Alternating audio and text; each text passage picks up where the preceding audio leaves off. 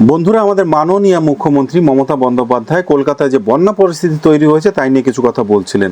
উনি রাজনীতি করতে চান না এই ন্যাচারাল ডিজাস্টার নিয়ে, তবুও যে কিছু কথা বললেন তার মধ্যে রাজনীতি আপনাদের কানে বেজেছে কিনা, আমার কানে কিছু কথা বেজেছে। আগে চলুন গল্পটা শুনি উনি কি বলছেন।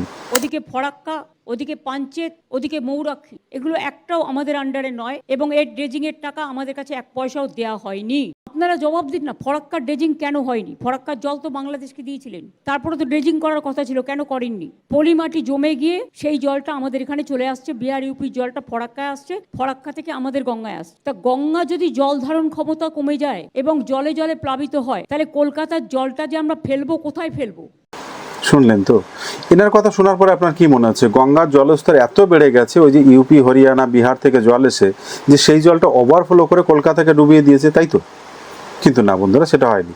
খোঁজ নিয়ে জানুন, দেখুন যে কলকাতায় জল এখনো গঙ্গাতেই যাচ্ছে, অর্থাৎ গঙ্গার জল এবং কলকাতার বন্যার জলের মধ্যে লেভেল গঙ্গার জল নিচুই রয়েছে।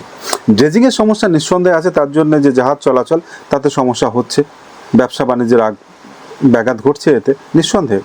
কিন্তু এই ড্রেজিং হয়ে গেলে পরে আজকে কলকাতায় সমস্যা হতো না, এটা কিন্তু নয়। আসল সমস্যাটা কিন্তু লুকোতে চাইছেন।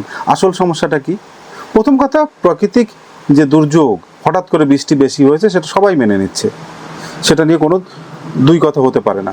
কিন্তু নিকাশি ব্যবস্থাটা যদি সঠিক থাকতো তাহলে কি আজকে এতটা সমস্যায় পড়তে হতো কলকাতাবাসীকে? নিকাশি সিস্টেম তো ধ্বংস হয়ে গেছে। পার্টির নেতারা খাল বিল দখল করে করে সেইখানে বড় বড় বিল্ডিং করে ফেলেছে। কোনো কোনো খালের মাথায় দেখবেন গিয়ে কেউ বন্ধ করে দিয়ে তার উপরে দোকান করে বসে রয়েছে, বাড়ি করে বসে রয়েছে। জলটা নামবে কোথা দিয়ে? কোথা দিয়ে নামবে বলুন না? এই কলকাতা পুরসভা এবং বর্তমান আমাদের শাসক দল, তাদেরই যে অপারগতা সেটাকেই দর্শাচ্ছে কলকাতার এই বন্যা। নিকাশি ব্যবস্থা আরও ভালো হওয়া উচিত ছিল, যেটা আরও ধ্বংস হয়েছে। আপনারা কি মনে করেন? কমেন্ট বক্সে অবশ্যই লিখে জানাবেন।